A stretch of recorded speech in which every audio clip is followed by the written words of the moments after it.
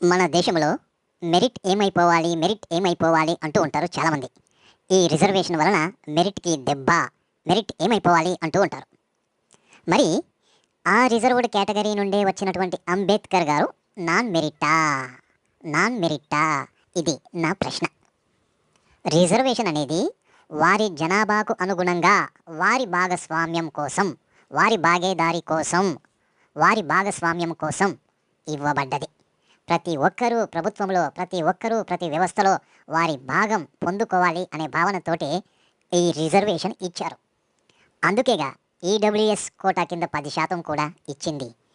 ఇక మెరిట్ అంటూ ఎవరైనా మెలికలు పెట్టదలుచుకుంటే వారికి నా ప్రశ్న, ఒలింపిక్స్‌లో పతకాలు రాకపోవడానికి ఏ రిజర్వేషన్ కారణం?